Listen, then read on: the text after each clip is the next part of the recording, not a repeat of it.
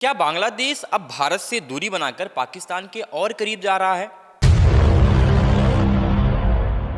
क्या चीन के बाद पाकिस्तान के साथ बढ़ती दोस्ती दक्षिण एशिया की राजनीति बदलने वाली है? बांग्लादेश के प्रधानमंत्री तारिक रहमान ने पहली विदेश यात्रा की और भारत की जगह मलेशिया और चीन का दौरा किया। पाकिस्तान के साथ बढ़ती नज़दीकियां और सीमा विवाद पर बढ़ते तनाव की सरगर्मी। तो क्या है आखिर में पूरा मामला, आइए विस्तार से समझते हैं। 5 अगस्त 2024 को शेख हसीना की सरकार गिरने के बाद अगस्त 2024 से मोहम्मद यूनुस बांग्लादेश की अंतरिम सरकार के प्रमुख के रूप में कार्यभार संभाल रहे थे। आम चुनावों में भारी जीत के साथ 7 फरवरी 2026 को तारिक रहमान बांग्लादेश के प्रधानमंत्री बने। तारिक रहमान ने प्रधानमंत्री का पद संभालने के करीब 4 महीने बाद अपनी पहली विदेश यात्रा पूरी करके बांग्लादेश वापस आ गए हैं। उन्होंने सबसे पहले मलेशिया का दौरा किया, मलेशिया के बाद चीन का दौरा किया और चीन के राष्ट्रपति शी जिनपिंग से भी मुलाकात की। तारिक रहमान के इन दौरों के पहले कई तरह के कयास लगाए जा रहे थे कि तारिक रहमान पहली विदेश यात्रा भारत में करेंगे या फिर चीन और सऊदी अरब जैसे किसी देशों का करेंगे, लेकिन अंत में उन्होंने अपनी पहली विदेश यात्रा के लिए भारत को नहीं चुना। उनकी यात्रा के कुछ दिन पहले ही भारत के नए उच्चायुक्त दिनेश त्रिवेदी बांग्लादेश पहुंचे। भारत और बांग्लादेश के बीच करीब 55 साल के राजनयिक संबंधों में पहली बार भारत ने किसी राजनीतिक व्यक्ति को ढाका में अपना प्रतिनिधि बनाया है। दिनेश त्रिवेदी वरिष्ठ भाजपा नेता और पूर्व केंद्रीय मंत्री हैं, इसलिए यह कदम अपने आप में ऐतिहासिक माना जा रहा है। भारत और बांग्लादेश के राजनीतिक दलों के साथ सीधे संवाद और रिश्तों को मजबूत किया जा सकता है। ढाका पहुंचने के तुरंत बाद उच्चायुक्त दिनेश त्रिवेदी ने भूपेन हजारिका के एक लोकप्रिय गीत का हवाला दिया, जिसमें यह विचार बताया गया कि दोनों देशों का आसमान एक है और हवा भी एक है। उनकी इस टिप्पणी पर बांग्लादेश से तीखी प्रतिक्रिया आने लगी। कई लोगों को लगा कि यह अखंड भारत के विवादित विचार को बढ़ावा देने जैसा है। इस मुद्दे पर हाल ही में दिल्ली में दोनों देशों की सीमा बलों के बीच एक उच्च स्तर की बैठक भी हुई, लेकिन इस बैठक से कोई ठोस समाधान नहीं निकला। बहरहाल बात पाकिस्तान और बांग्लादेश की बढ़ती नज़दीकियों की करते हैं तो 5 अगस्त 2024 को शेख हसीना की सरकार गिरने के बाद बांग्लादेश और पाकिस्तान तेजी से करीब आए। यह बदलाव प्रोफेसर मोहम्मद यूनुस के नेतृत्व वाली अंतरिम सरकार के दौरान साफ दिखा। इस दौरान पाकिस्तान के कई वरिष्ठ सैन्य अधिकारी बार बार बांग्लादेश आए। साथ ही दोनों देशों के बीच व्यापार बढ़ाने के लिए कई नई पहल भी शुरू की गई। बीबीसी की रिपोर्ट के मुताबिक दिल्ली में मौजूद भारतीय अधिकारियों ने कहा कि उन्हें उम्मीद थी कि जब तारिक रहमान की अगुवाई में राजनीतिक सरकार बनेगी तो बांग्लादेश पाकिस्तान से अपनी बढ़ती नज़दीकी कम करेगा। उनके हिसाब से ऐसा नहीं हुआ, जिससे भारत को निराशा हुई। यह निराशा इतनी ज़्यादा थी कि भारत ने बांग्लादेश से यह अनुरोध भी नहीं किया कि तारिक रहमान अपनी पहली आधिकारिक विदेश यात्रा के लिए भारत आएं। इसके बजाय भारत का रुख काफ़ी ठंडा दिखा और भारत ने साफ संकेत दिया कि तारिक रहमान के भारत आने या ना आने से कोई ज़्यादा या बिल्कुल भी फर्क नहीं पड़ता।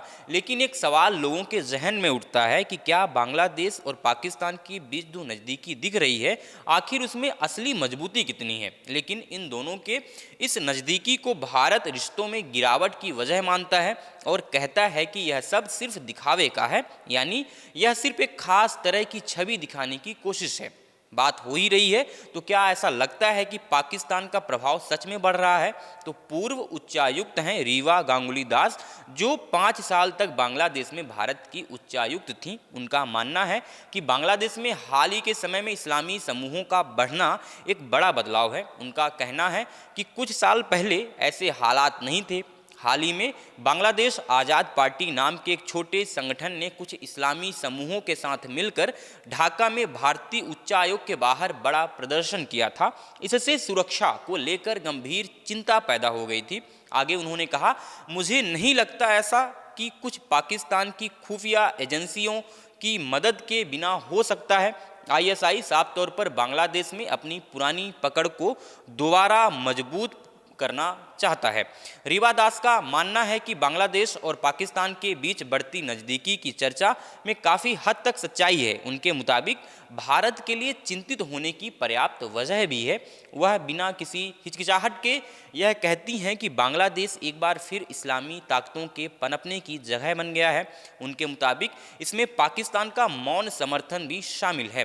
वहीं भारतीय विदेश मंत्रालय से जब भी सवाल किया गया तो उसके प्रवक्ता रणधीर जायसवाल ने लगभग एक जैसा जवाब दिया। उन्होंने कहा, हम क्षेत्र में अपनी रणनीतिक हितों को प्रभावित करने वाली हर गतिविधि पर नजर रखते हैं। वहीं भारत की सत्तारूढ़ बीजेपी के करीबी माने जाने वाले विदेशी नीति के जानकार शुभ्र कमल दत्ता कहते हैं कि प्रधानमंत्री तारिक रहमान खुद एक सम्मानित स्वतंत्रता सेनानी के बेटे हैं। हमें उम्मीद है कि वे नीतियों में बदलाव करेंगे, लेकिन 100 दिन से ज़्यादा समय बीत जाने के बाद भी ऐसा कोई संकेत नहीं मिला।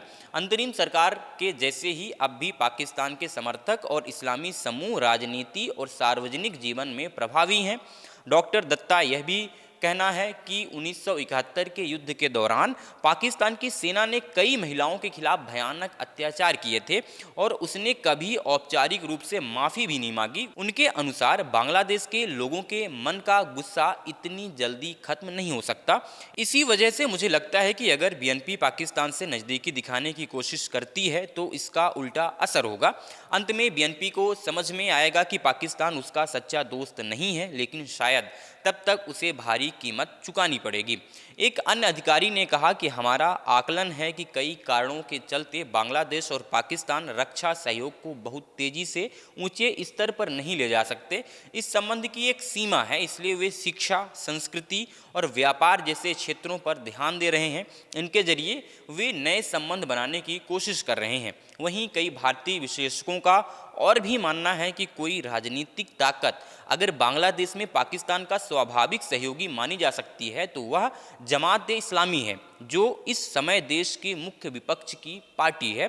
गौरतलब है कि बांग्लादेश की राजनीति पर नज़र रखने वाले एक पूर्व भारतीय राजदूत ने भी कहा कि अगर पाकिस्तान किसी का समर्थन करेगा तो अपनी सबसे भरोसेमंद ए टीम यानी जमात-ए-इस्लामी का करेगा, वह बी टीम को क्यों चुनेगा। अगर बी टीम यह बात नहीं समझेगी, यानी कि बीएनपी यह बात नहीं समझेगी और पाकिस्तान के इशारे पर चलेगी तो एक दिन जमात-ए-इस्लामी बीएनपी को निगल जाएगी। इसलिए इसमें बहुत ज़्यादा संदेह नहीं है कि बांग्लादेश की आंतरिक राजनीति पर पाकिस्तान की छाया अब एक अहम हकीकत बनती जा रही है। फिलहाल तो इतना साफ है कि दक्षिण एशिया की राजनीति तेजी से बदल रही है। बांग्लादेश, पाकिस्तान और चीन की बढ़ती नज़दीकियों पर भारत की पैनी नज़र बनी हुई है। आने वाले महीनों में दोनों देशों के रिश्ते किस दिशा में जाएंगे, यह सिर्फ कूटनीति ही नहीं बल्कि पूरे क्षेत्र की सुरक्षा और रणनीतिक संतुलन को भी प्रभावित कर सकता है। अब देखना होगा कि भारत इस चुनौती का जवाब किस रणनीति से देता है। फिर मुलाकात होगी एक नए मुद्दे के साथ। मैं हूं कुलदीप और आप देख रहे थे द प्रेस हिंदी।